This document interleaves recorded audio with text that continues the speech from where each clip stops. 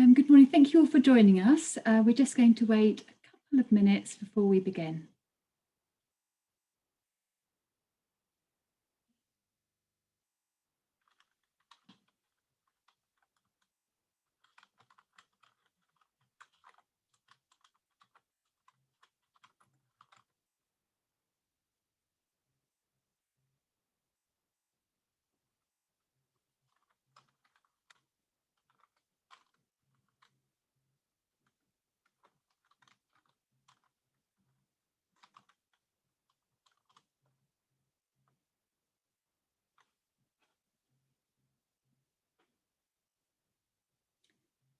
Thank you once again for joining us. We're just going to wait a few seconds as we can see our attendees joining at the moment. We'll start shortly.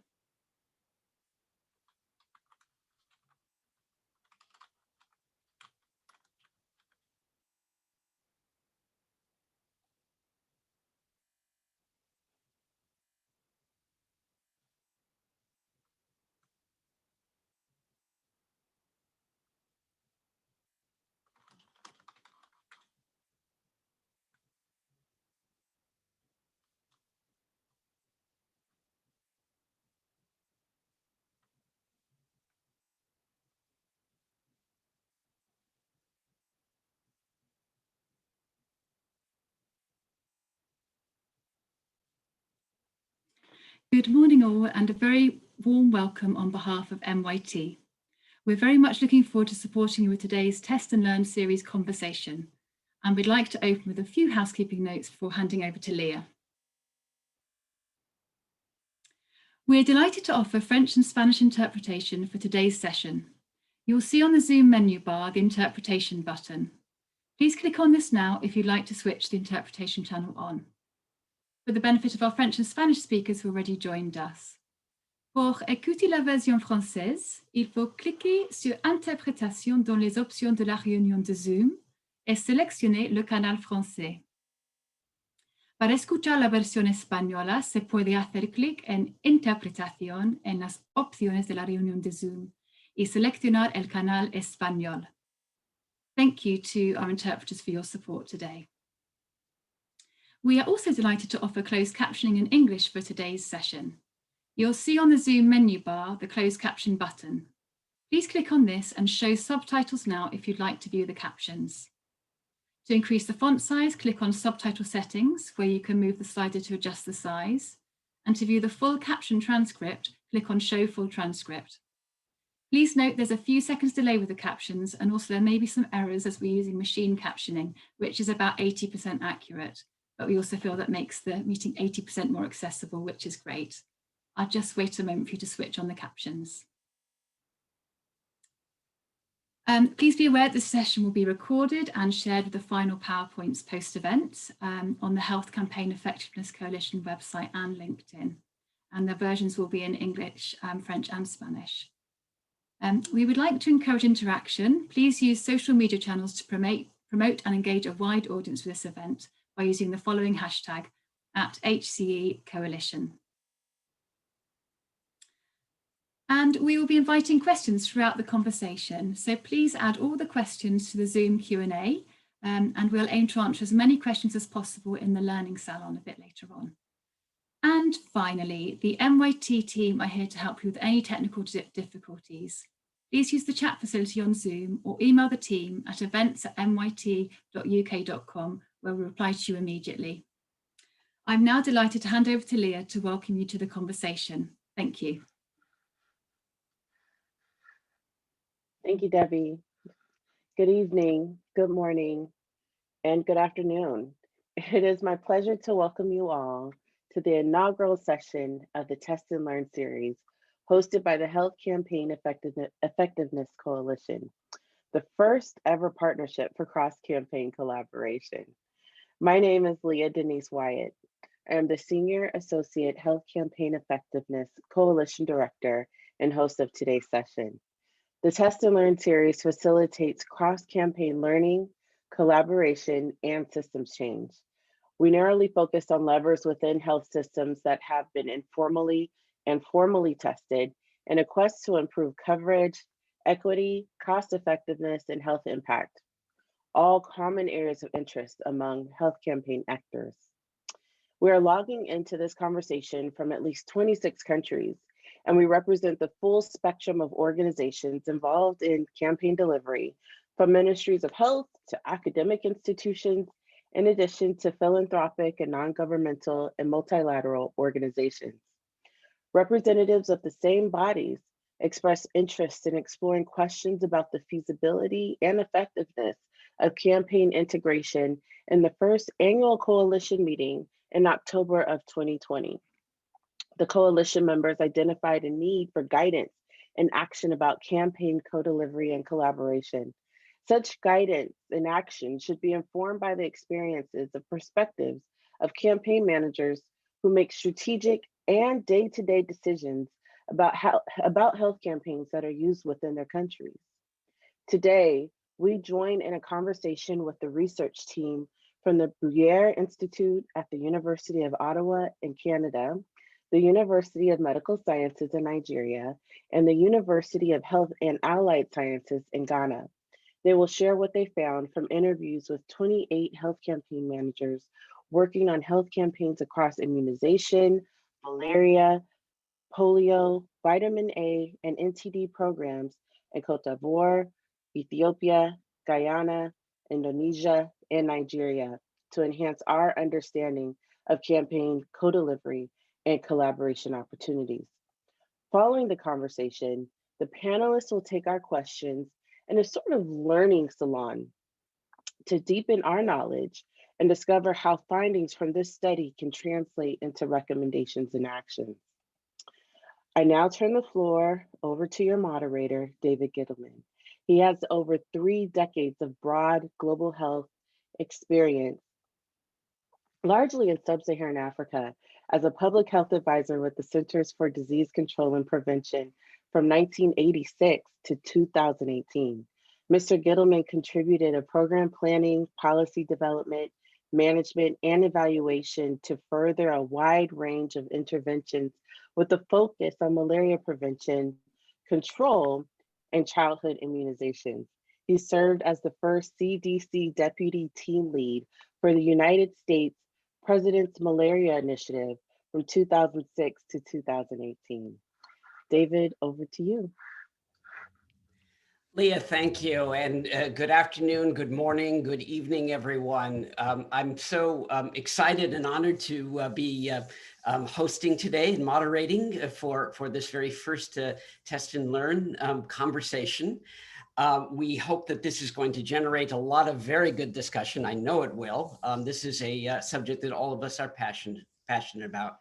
I'd like to introduce our distinguished team, our panelists who are going to be speaking. Perhaps I can have that slide. Great. So we have Alison Krenzel, if you could wave, who is at the School of Epidemiology and Public Health at the University of Ottawa and at the Bruyere Research Institute in Canada. Margaret Japong. She's there, good. And the University of Health and Allied Sciences in Ghana. Dr. Olumide Ogundahunsi, who is at the University of Medical Sciences in Ondo in Nigeria. Welcome. We have, as part of the research team, Toyo Ogosaboro, who is at the University of Medical Sciences, also in Ondo. He is not a panelist, but he's on the team and is joining us today. And finally, we have Avsa Rajabali, who is at the Bruyere Research Institute as well in Canada. So with that, I think we could just go into our conversation. And to start, let me pose the first question to, I believe, Alison. The first one is, start us off. Why was this important to conduct this particular research project, and what were you all seeking as a team to learn from it? Alison. Yeah, thank you, David. And great to be here today and share some of what we've been doing over the last couple of months. So I guess, as probably everyone on this call knows, COVID-19 has upended everything, including also health campaigns. And we know, if we all can think back to a little over a year ago, the health campaigns were suspended at the very beginning. And I come from work in the NTD field, and our mass drug administration programs, for example, were suspended at the beginning.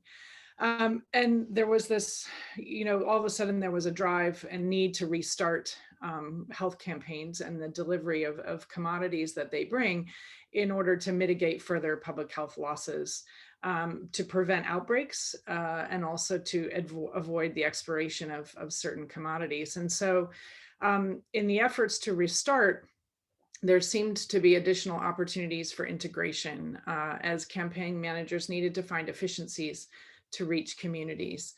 So across the 5 health domains that Leah mentioned in the beginning, NTDs, malaria, vitamin A, and vaccine preventable diseases, including polio, we were interested to understand what the opportunities and challenges were for campaign co-delivery and collaboration and integration from the perspective of the campaign managers themselves, and also other country level decision makers.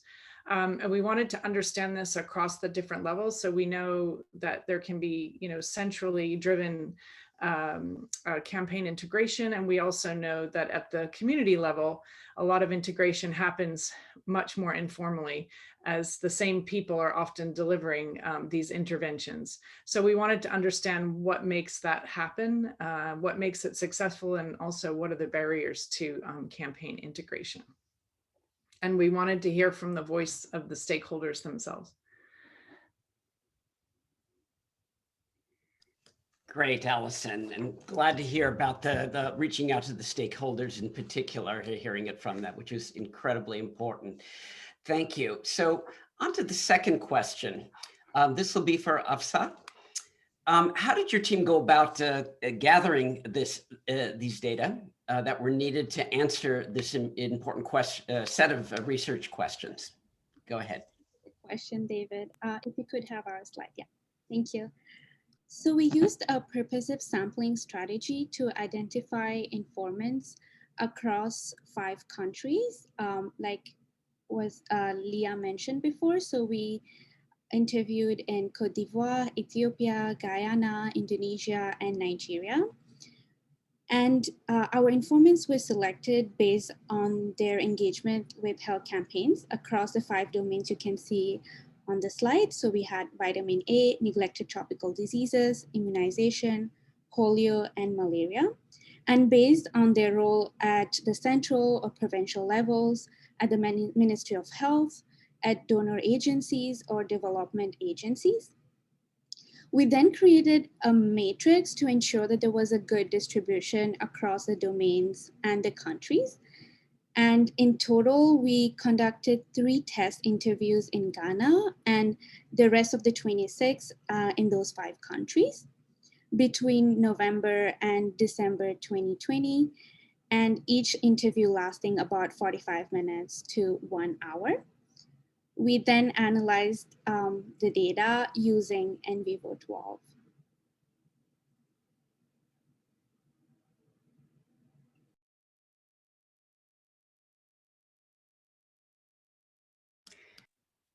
David, Great. Yeah. David, you're muted at the minute. Thank you. Thank you. Afsa, thank you very much. And I'm sure there will be questions on the methodology as we go along. So thank you very much. Let's go on to the next question, which is, so overall, what did the study find? And particularly, what were some of the factors that you found that either enable or hinder a campaign integration? And we can turn to both Margaret and Afsa for the answers. Yeah, thank you very much for that. Can I have the next slide? It was quite revealing, the discussions that we had with our respondents from various backgrounds. We had development partners, we had program managers, we had frontline health workers. And it was quite a mix of issues, but we put them in 6 broad categories. I'll be handling the contextual issues around communication and coordination and commodities, and AFSA will take the other 3. But for contextual issues, one of the things that kept coming up was the fact that it's important that program managers, policymakers, and development partners paid attention to the issues that pertain in the various countries where these activities are happening.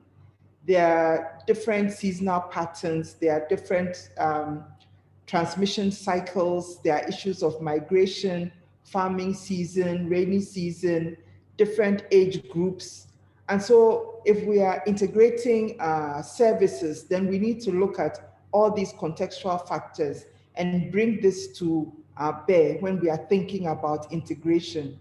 So you shouldn't just take it for granted that if an LF program is happening during the dry season, then a malaria program can also be integrated with the LF program happening at about the same time. When it comes to communication and coordination, there was quite a lot of information out there. You know, with different programs that are running, different partners, different countries have their own way of doing things, ways of discussing with their particular partners. And here there's supposed to be integration. So sometimes there becomes a lack of alignment between the partners on various issues. So one partner pays a certain allowance to a certain group of people, and you have a different partner paying a different allowance. And I'm using allowance as just one example when you have to pay community health workers. So when it comes to integration, whose allowance do we take and how do we strike the balance? Particularly in settings where the countries don't have a policy for what to do with some of these community health workers. Services together over a very short period of time. So maybe the NTD program is planning on going on a particular day, but then there's a quick discussion about others coming together. What period should be used? Is it 4 days like we used to do in NTD, or should we add an extra day or take off 1 day? So it requires a lot of discussion and agreements to be able to align the programs. But one thing that came up was that once these things are agreed upon at a joint meeting, it's easy to move forward with the plan. And then when it came to commodities, each program has its different set of commodities. And thinking through how to carry these to the field and deliver services is a bit complex. Some have vaccines, some have single tablets, others need vaccine carriers. How do you pull all these things together for one group to be able to carry out some of these activities? So those were some of the issues. I'll leave it to Afsa to continue with the other 3. Thank you very much. Thank you, Margaret. So the next factor was data. And here we heard challenges of data management at 2 levels, at the lower level where the data is collected and at the donor level where indicators are provided. So if we integrate 2 campaigns, one of the risks we could have is having very complex data collection forms and too many indicators, which would result in healthcare workers spending their time now checking boxes and being overburdened and really defeating the purpose of integration in the first place. Another risk related to this is because they're being so overburdened, there's a risk that there would be inaccuracies in data reporting because there's so much they can do. Another challenge of data was when campaigns use different census data during their planning phase. So for example, in one country, the polio program and the malaria program use different census data, which led to fewer bed nets on the distribution days. And that caused community resistance and refusals. The next factor here we wanted to highlight is logistics. And here I would want to talk about timeline, funding, and incentives. So here we found that aligning activities, funding, and commodities with each partner's timeline was challenging because, for example, in one country, each of the three partners were working on a different fiscal period, which led to, again, difficulties in coordinating commodities. And it's closely related to what Margaret spoke about. When it comes to funding, really the benefit here was the resource optimization. And that was one of the major factors which drove the decision to integrate. But a challenge we heard is when donors had divergent interests.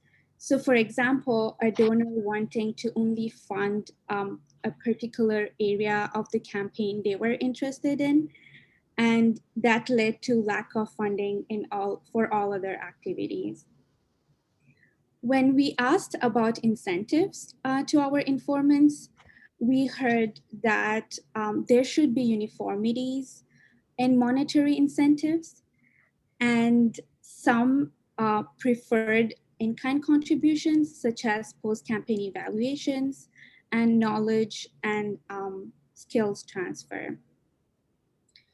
And the last factor is human resources, and really here the benefit of, the time-saving benefit and the efficiency of integrating the campaigns, and the fact that community health workers really appreciate when campaigns are integrated. A challenge we heard here was during the training, if a high volume of information was given, that could lead to misinformation and confusion at the lower level.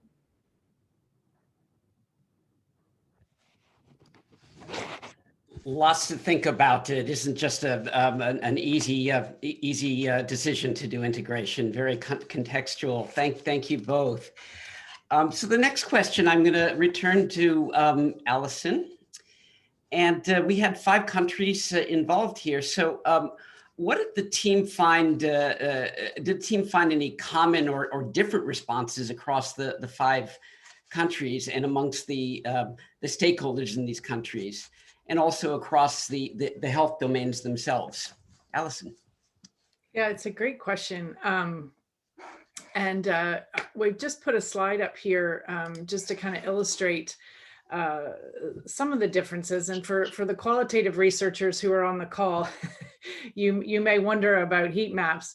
And just to explain this a little bit to you, and to help me, David, as I answer your question, the darker the color, it means that there were more mentions in the interview. It doesn't mean it was more important. It just means that this particular theme came up more.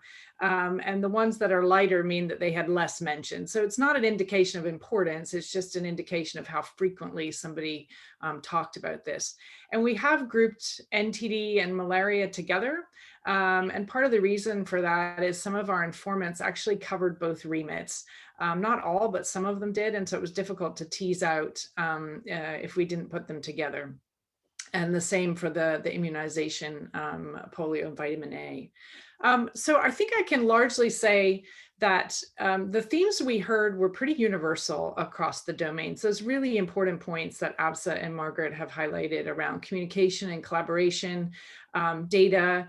The themes we heard them across countries and across domains. And so in many ways, as a qualitative researcher, that's reassuring because you're hearing a lot of the same themes and stories coming up. But we did see some differences, and if you look on this slide, for example, we do see a little bit more conversation around the combination of commodities, more frequency of that mention in the NTD and malaria space. Where that really came from, a lot of it was due to the logistics of combining bed nets. And I think, David, given your experience, I can see you nodding your head. And, you know, some of the stories we heard about, you know, and particularly in really remote areas, one informant told us about having to hire helicopters to reach a very remote district and to respond to an outbreak. And to have included bed nets in those helicopters would have just blown their budget effectively. Another informant told us about, you know, walking hours to reach remote communities and just the impossibility really of carrying bed nets on their backs as well. So the logistics around bed nets was highlighted.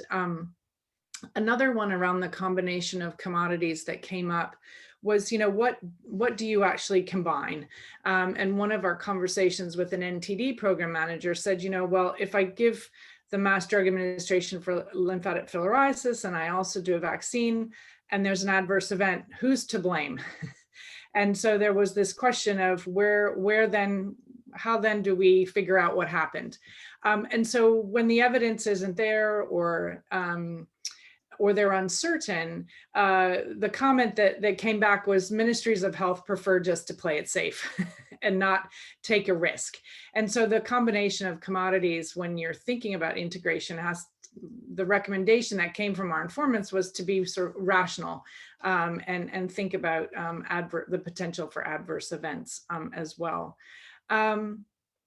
One other thing just to highlight as well here around human resources, obviously I think AVSA has highlighted this, the connection between the human resources and data and the potential burden that we can see when there's a lot of indicators that are being added on. And that actually was universal across the different domains as well.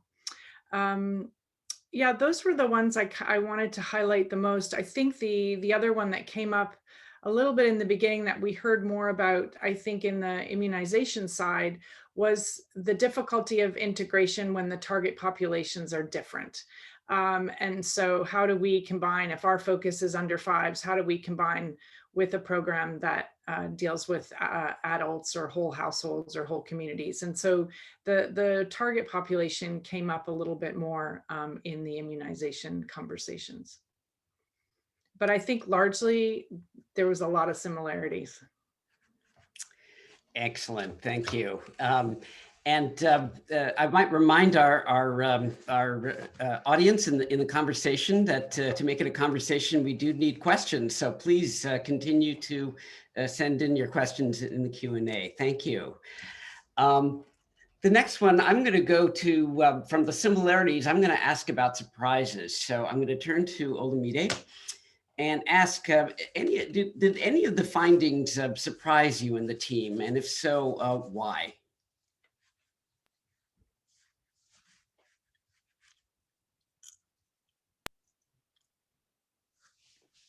Olumide, you're muted at the moment. If you could just pop your microphone on, thank you. Wonderful. Sorry about that. Yes. So again, thank you, David. One thing that we did find quite surprising was that the majority of the informants considered leadership especially important in determining the success of integrating campaigns, either as an enabler or as a barrier.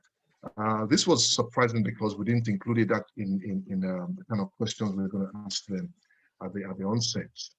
There were 10 questions which we extracted from the interviews, which there were 10 qualities, which they highlighted as being important for as far as leadership goes.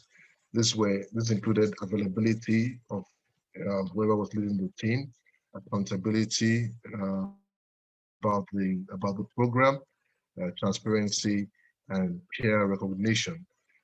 Good interpersonal relationship was considered very important in establishing a good program. They thought it was critical for a good and functional integration, as well as the ability to bring people together from different programs and have them work together, and to also see what the vision is for integrating the different campaigns. The other thing which they said was important was around issues around transparency, accountability, and not taking credit for the work of other people in the team. These were considered extremely important. And the point was made around transparency concerning incentives and remuneration, which were associated with the campaigns by the different agencies. But I think this again was mentioned earlier on when Margaret and Afza were talking about issues identified amongst the barriers and the enablers. So yes, leadership was something that we found coming up quite often, and it was quite surprising. We didn't expect that to be an important enabler or barrier. Excellent. Always surprises. So thank you. I will probably return to those in the questions. So finally, I'd like to turn to Margaret. I'd like to ask, how can those involved in the health campaigns at every level, and this would include the program managers and the health workers themselves, how could they all apply these findings in their day-to-day work? So Margaret, why don't you take that? Thank you very much. And I think, yeah, thank you very much for those slides. And I think we picked up these 3 quotes because there are key issues in them which kind of summarize how these experiences can be applied at country level. So the first quote is about the fact that integration must be a process and it takes place over time. So it's not an event. It's not something that you sit in your office and dream up and just call everybody together and say, let's go integrate. From the results we've shared, it takes a lot of thinking through, it takes a lot of planning. And if countries want to go in that direction, which we hope, then they need to plan ahead to be able to do that. The second one is about resources. So as part of planning, there's a risk for it failing. So with planning, you have to think about all the different challenges and enablers that we talked about in that earlier slide, and look at what resources are needed to be able to get this going. Human resource and other logistics that are required to get this happening. And then the last one was the fact that we cannot say, because we have a pandemic, we are going to neglect the delivery of health services. And that was one of the most striking things for me, that irrespective of what happens, people will fall sick and services need to be delivered, and we need to pay attention to this. Of course, it tells us that we need to look at this in a holistic approach, look at the health system rather than the specific programs that go on within the system. Because if our health system is strengthened, then we'll be able to deliver these services in a seamless way. I think I'll end there. Thank you.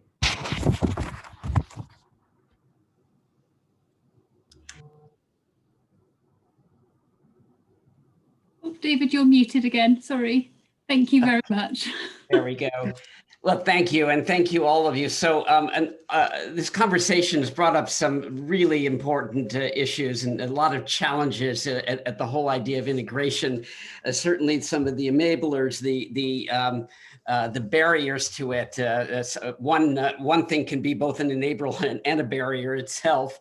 The idea of that this is really, it depends on the context, the importance of the target populations, the concerns about differences in trying to focus integration on those.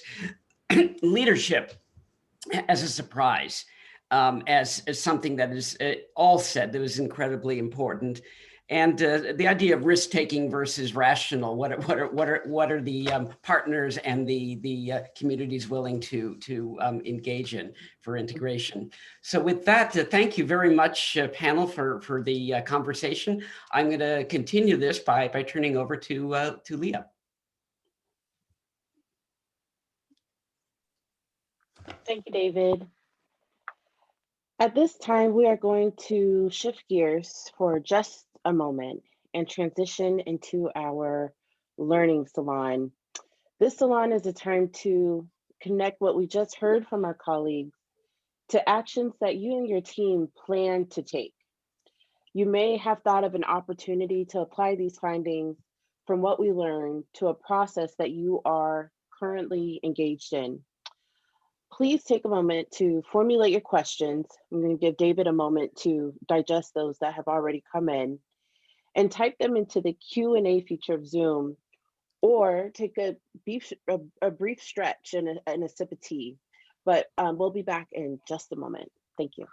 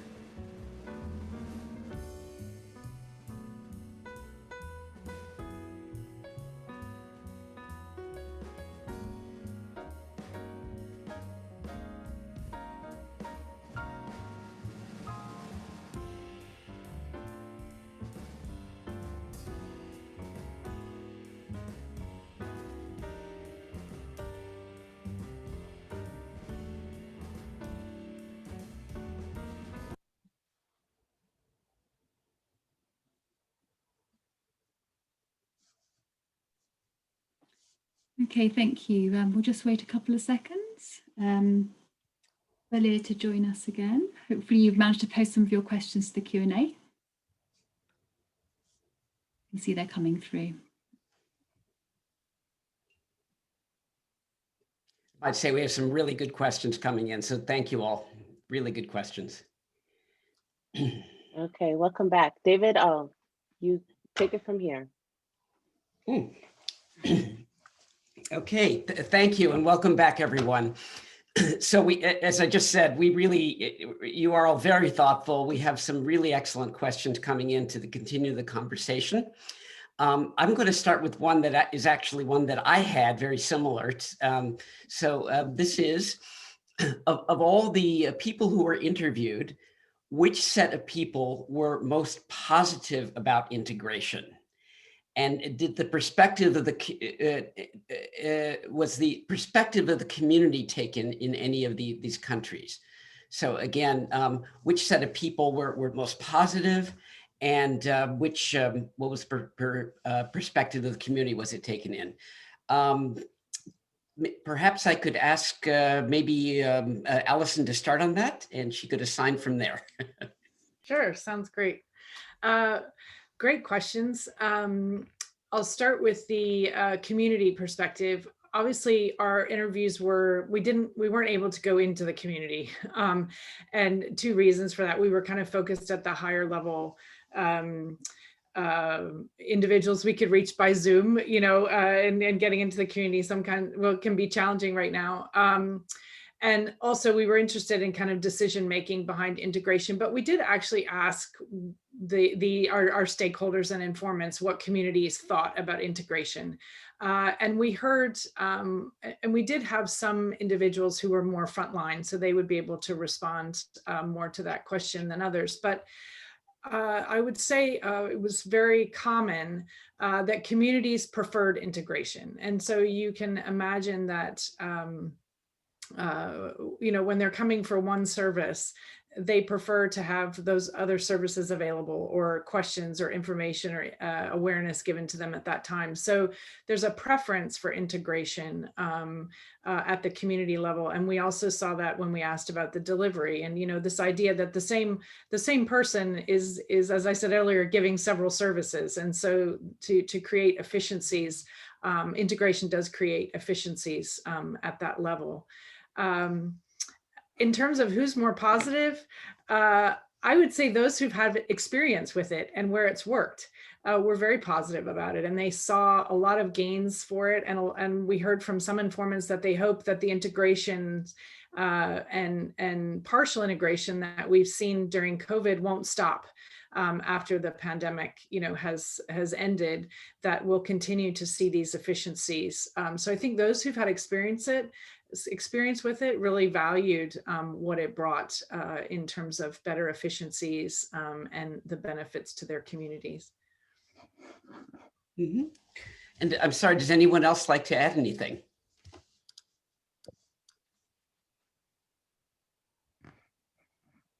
Okay, well, I'll tell you what, why don't we go on? Oh, yes, go ahead, please. All right. No, I just want to say that Yep.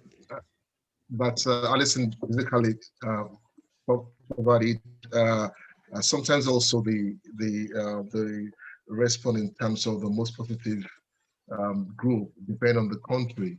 In some countries you had, for example, you had implementing partners being very positive about it, and one of the countries you had the partner we interviewed wasn't quite enthusiastic about it, thinking that it was a bit of an overburden.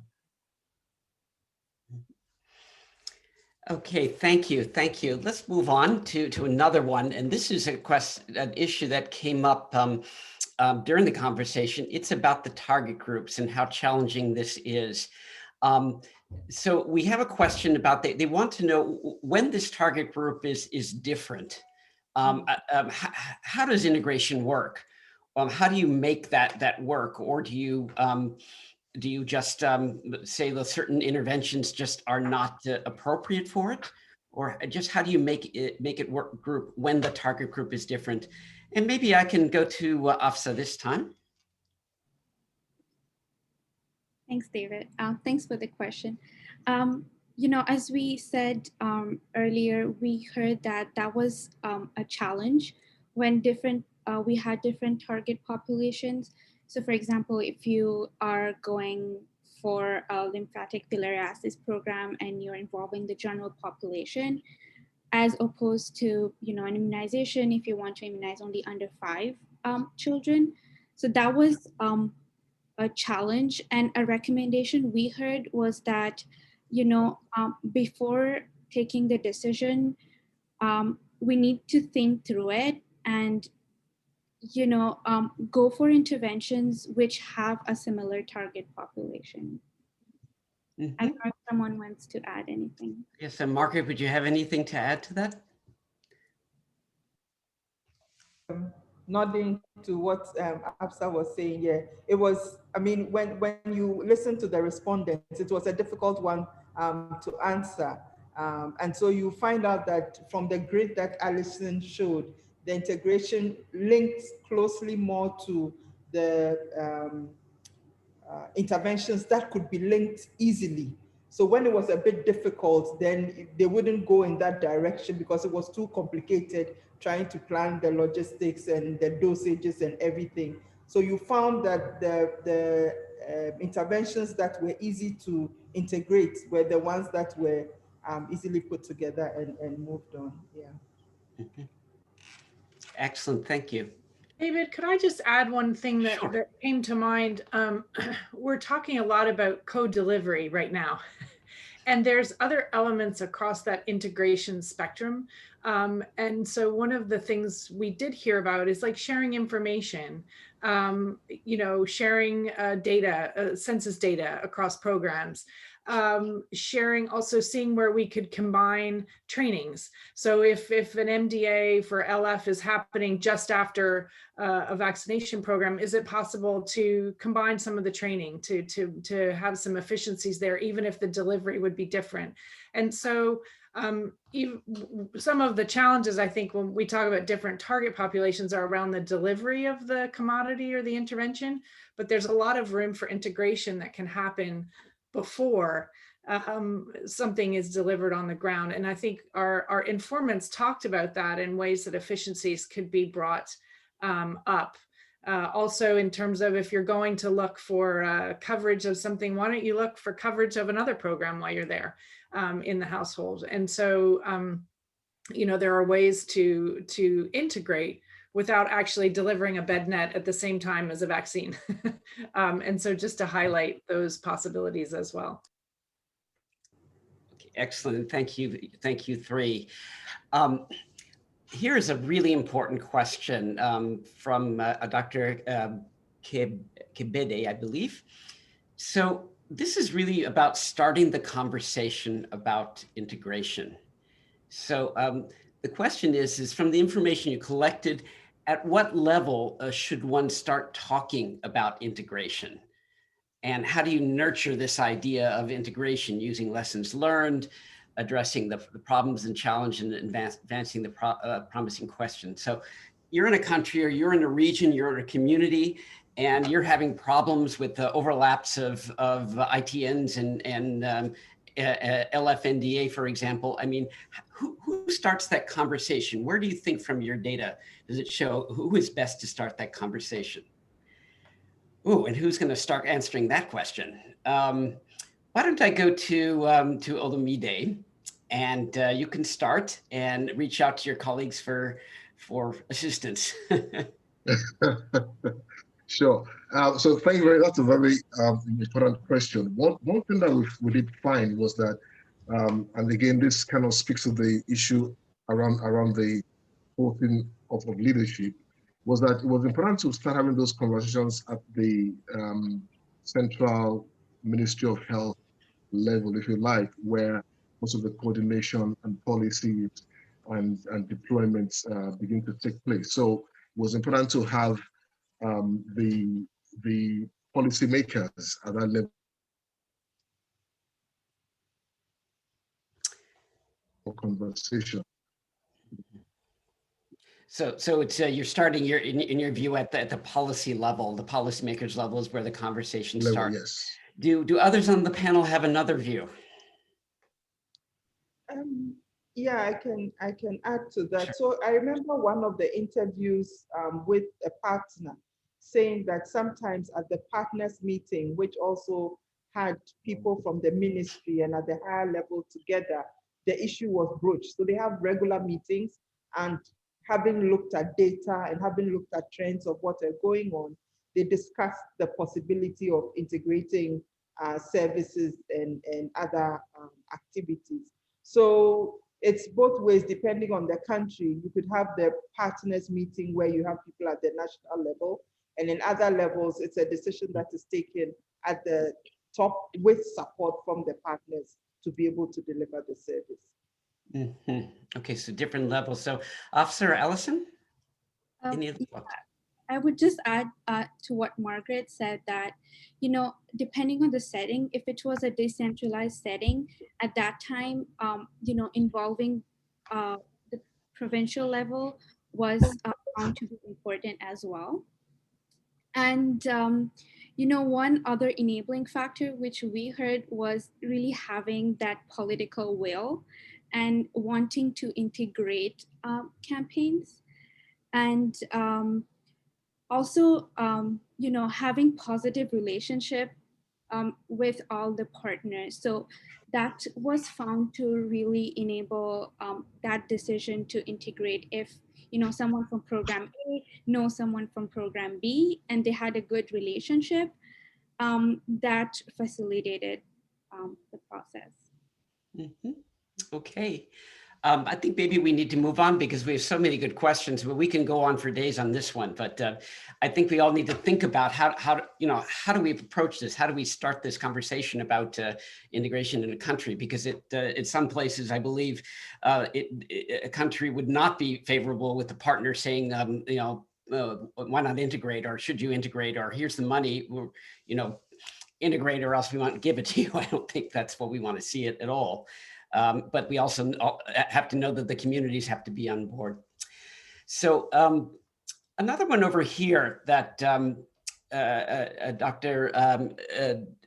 Jobanputra had asked was about the time factor in this. If you're doing an integrated campaign, were any data collected to show that what is the time that is increased or decreased in planning, and what are the what are the implications for the campaign? So is time a factor? Maybe start with Allison this time. Sure. So I think one of the things that we heard with COVID-19 actually is the increased communication and collaboration across partners, across implementing partners and also across government agencies. And a lot of that was because, you know, we heard in some places that there were regular Zoom calls now that there hadn't been before. And so coordination was actually easier and communication was easier. And so that kind of helps in the planning to increase the, increase the efficiencies in terms of planning for integration.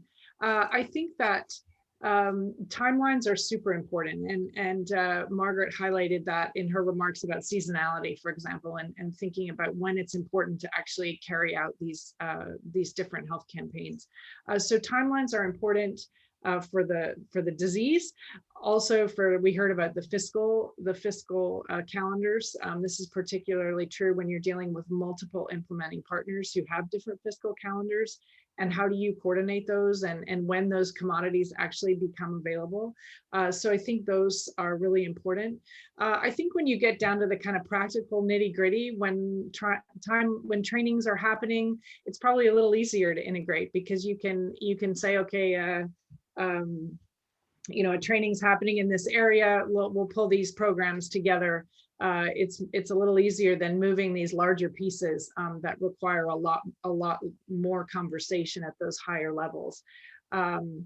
So those would be kind of my comments around timelines. But again, just really a strong nod towards good collaboration and good coordination to ensure that those timelines can be looked at across the different campaign domains, health domains, excuse me. Mm-hmm. And so on a practical level, for example, what does integration do when you have to train staff, for example, that you're not only training them on vaccine delivery, measles vaccine delivery, you're training them on vitamin A? Does it extend the time extensively? Does it make it practical or impractical? Maybe I can go to Margaret on that.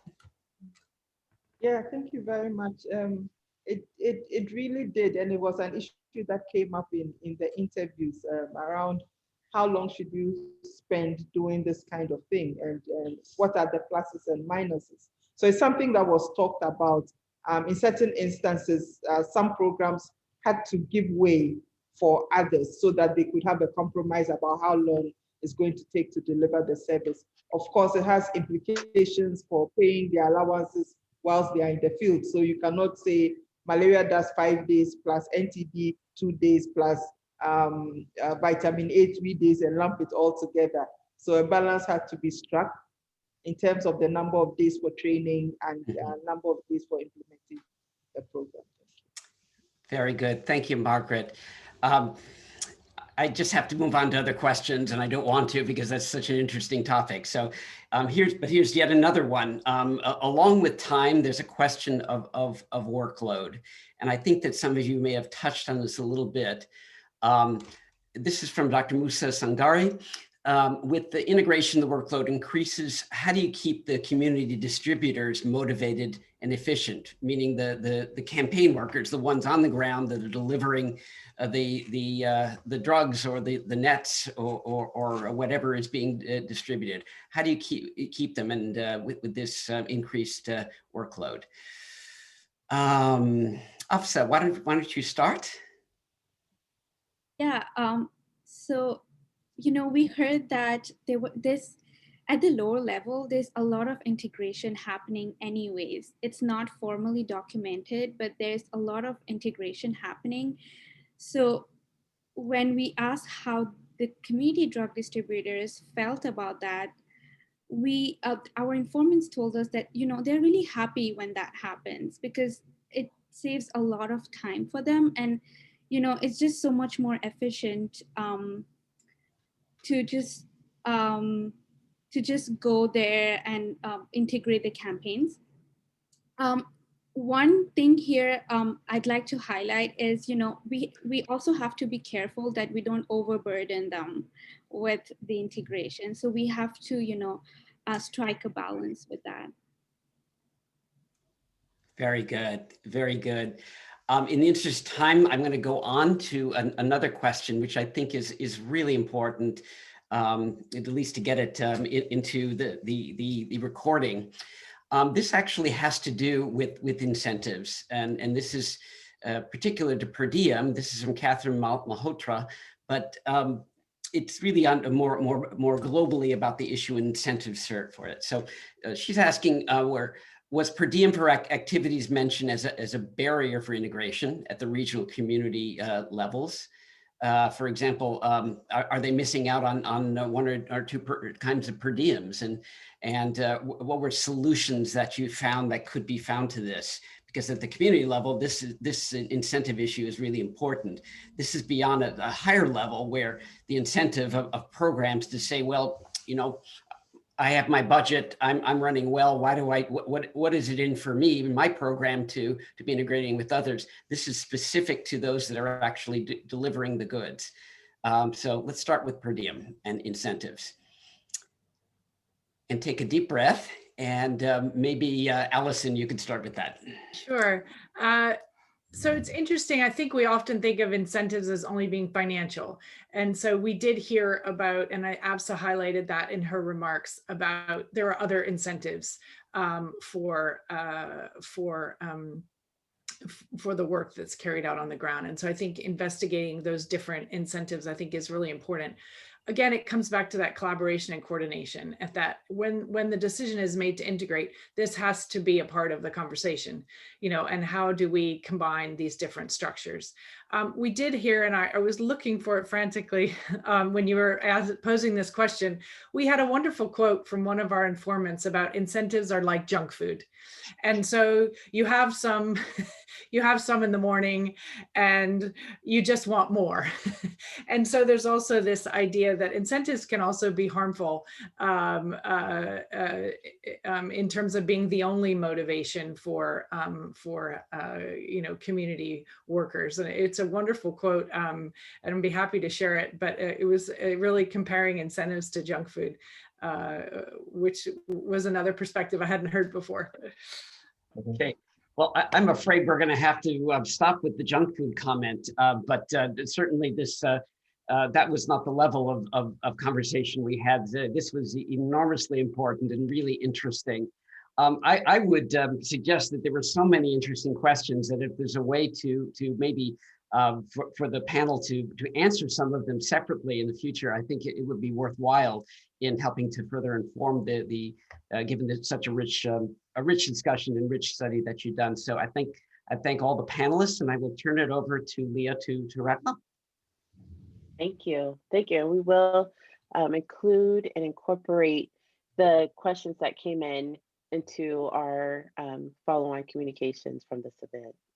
I'm glad you are all able to join the inaugural session of the Test to Learn series hosted by the Health Campaign Effectiveness Coalition. The Health Campaign Effectiveness Coalition is a cross-campaign coalition that fosters learning and systems change. It supports research and advances the testing and replication of evidence-based health campaign practices and develops guidelines and approaches that will help campaigns improve their collaborations with country health systems. With that said, feel free to send your remaining questions, comments, or even just your thoughts to us via LinkedIn, campaigneffectiveness.org, or directly to campaigneffectiveness@taskforce.org. Keep an eye out for an announcement of the next Test and Learn session.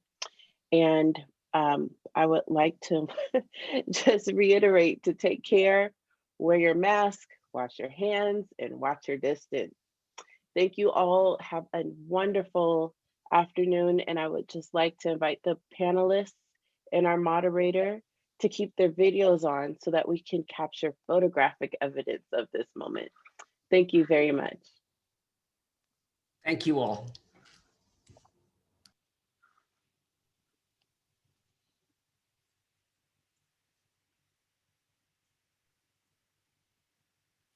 Okay, thank you. I think we've got some good photos there. Thank you all very much. So we'll just pop our holding slide up and thank you all. You didn't tell me my photo would be taken.